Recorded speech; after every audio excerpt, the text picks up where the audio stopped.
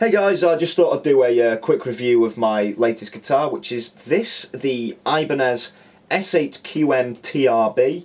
Obviously it's an 8-string guitar, and for an 8-string guitar it's really comfortable to play, and for anyone who's wanting to make the transition from 7-string to 8-string, I think this is one guitar you want to be looking into. It's really comfortable, really light, really well balanced guitar to play, I will say.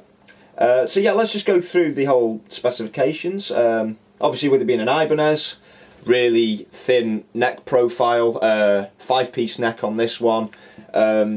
Compared to the 6 and 7 strings, this one's got a more D-shaped profile to the neck rather than being a C-shaped, which kind of works for this with the back being a little bit flatter. It makes it easier to play as an 8-string, I feel. Obviously going up and down the neck, really thin, really easy to play. Makes it easier to transfer from lower registers on this end to higher registers on this end. So yeah, really nice feel to the neck, as with most Ibanez guitars, I think. Carrying on, obviously this shape is a S shape, the sabre. Really thin profile, this thing's like a pancake. Quilted maple top, mahogany back, and even though it does lack in wood, let's say, it doesn't really compromise on tone overall. I think it's still a really big sounding guitar, even though it is really thin and really light as well. It's lighter than my 7-string, and that says a lot.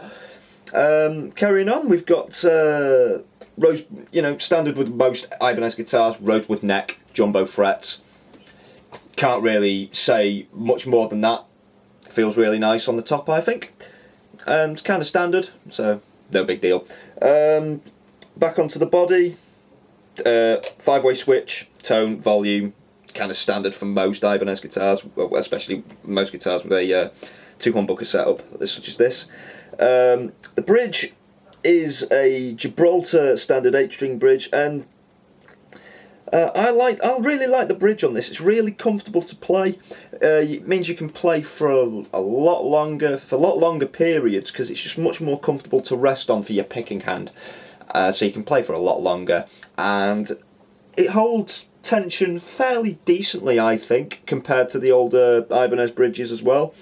So yeah, it's really well constructed and really well solid as well, which is always nice. Pickups, these are just a stock set of pickups that are put in standard Ibanez 8-string pickups. They're not too bad sounding, to be fair. I'll do a quick run through in a bit of just what they sound like through my own tone patches. Personally, I'd probably swap these out at a later stage. I don't think they're not the best pickups in the world. They do the job really well, but I would switch these out.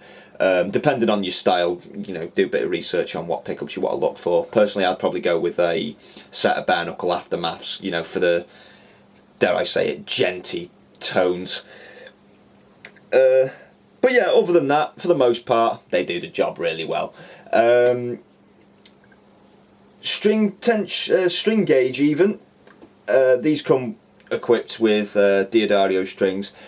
These ones are going from the high E, which this is tuned to standard, by the way.